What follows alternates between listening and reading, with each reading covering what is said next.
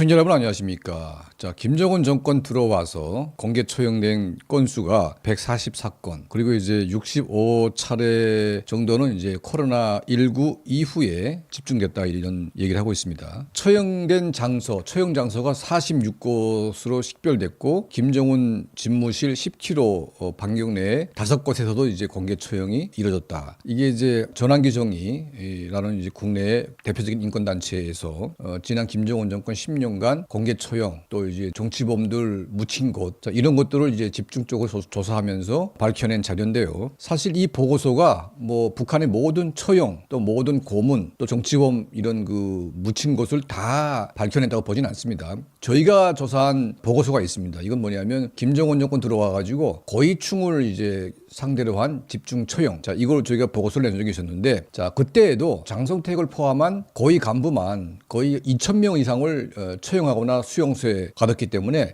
이게 지금 그 처형 건수가 144건이라는 것은 터무니없이 낮은 건수고요. 장성택 사건만 해도 수천 명이 죽었습니다. 그리고 그 이후에 뭐 각종 이제 정치적인 현안들이 발생하면서 인민군 청정치국 사건, 그리고 이제 허위사령부 뇌물 사건, 이 모든 사건을 겪으면서 최소한 100명 이상씩 처형했기 때문에 김정은 정권 들어와 가지고 처형된 건수는 한 5,000건 이상 되지 않을까, 자, 이런 생각이 듭니다. 자, 여기서 우리가 좀 주목해야 될 점이 있습니다. 그러니까 우리가 보통 생각하는 것은 공개 처형 장소는 강건군관학교라고 평양시 순안구역 순안비행장 옆에 강건군관학교에서 주로 공개 처형을 했는데, 여기는 김정은이가 지목한, 그러니까 이제 북한에서 좀 유명한 사람들, 고위 간부들, 자, 이런 사람들을 처형할 때는 강건군관학교에서 거사기관총 걸어놓고 이제 처형을 시킵니다. 대표적인 그 사형 수가 바로 장성택의 핵심 부하였던 장수길, 리용아 당 부부장을 장성택이 보는 앞에서 기관총 걸어놓고 아주 가론해서 죽인 이런 사건도 있었고,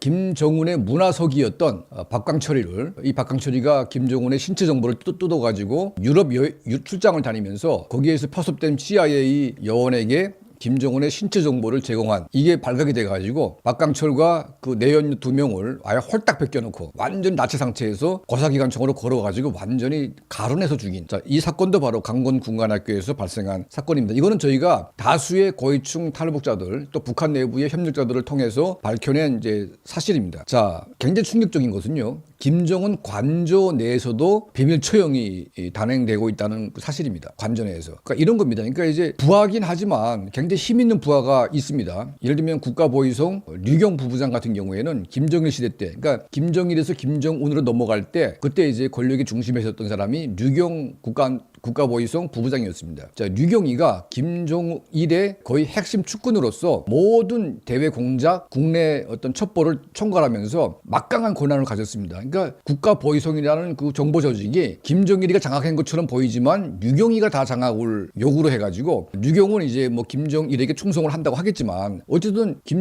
류경의 말이 김정일의 말이라고 생각이 들 정도로 막강한 파워를 지다 보니까 국가보위성 전체가 류경의 지시대로 움직이는 겁니다. 자, 이것 때문에 국가보위성 내부에서 정치국장, 조직국장, 선정국장이 차례로 처형당하고 뭐 죽고 뭐 난리가 났던 사건이 있었습니다. 이 류경이를 만약 국가보위성이 누군가가 쳐들어가가지고 체포하려고 하게 되면 얘들이 뭔가 해가지고 자체적인 무장력도 있기 때문에 국가보위성이 이제 974 경호부대에 저항을 해가지고 내전 형태로 갈 수가 있는 그런 위험성이 있는 거죠. 그만큼 국가보위성이라는 게 정보 집단이기 때문에 국정원과 똑같은 거 아니겠습니까? 자, 여기서 이제 수장을 강제로 체포하려고 할 때 그 부하들이 어떤 짓을 할지 모르기 때문에, 자, 류경일을 처형할 때 김정일이가 관저로 불러가지고 관저로 들어서는 것을 이제 도수부가, 그러니까 이제 그 도끼를 둔 이 살인 그 처형자들이 도끼로 이제 그 류경일을 까가지고 이제 죽였다, 이제 그런 정보가 있었습니다. 자, 실제로 김정일 관저에서 그 아주 유력한 고위층들이 비밀리에 처형된 사례가 있습니다. 그러니까 우리가 뭐 조선시대 때에도 계율정난을 일으켰던 이제 그 세조가 단정의 편에 섰던 공신들을 죽일 때 어떻게 했습니까? 궁으로 불러가지고 궁에 들어서는 사람들을 차례로 막 칼로 내려쳐가지고 다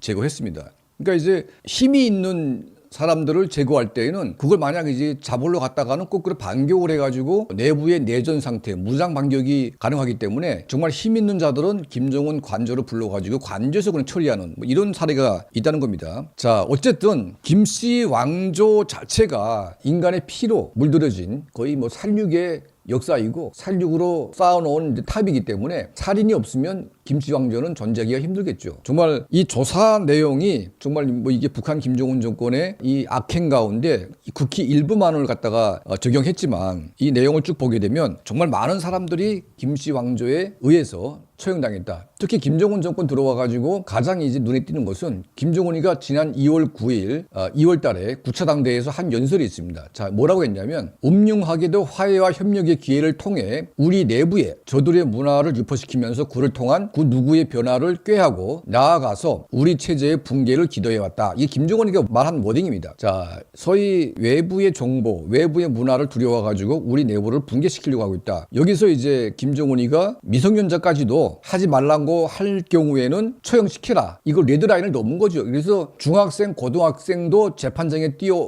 올려가지고 공개 재판하고 심한 경우에는 이제 수용소를 보내고 더 심한 경우에는 처형까지 시키는 이런 일을 이제 자행을 하고 있다는 거죠. 김정은 정권 붕괴를 위해서는 이제는 미성년자까지도 처벌할 수밖에 없는 그런 마지막 단계로 가고 있다. 정말 이 김씨 왕조가 붕괴된 이후에 통일되면 그 정권이 70년간 해왔던 그 악행을 조사를 만약 하게 되면요. 정말 우리 인류가 도저히 상상할 수 없었던 그 나치 수용소와 비슷한 그런 끔찍한 사례들이 너무나 많아가지고 이걸 어떻게 다 우리가 확인하고 범죄자들에 대한 처벌을 할 것인가에 대해서 좀 고민을 좀 해야 될 것 같다. 이런 생각이 듭니다. 김정은 관조에서도 비밀 처형이 일어났다. 이런 이제 핵심 내용을 여러분께 전달해 올립니다. 자, 저희 채널을 항상 시청해 주시고 도움을 주시는 우리 모든 분들께 늘 진심으로 감사드립니다.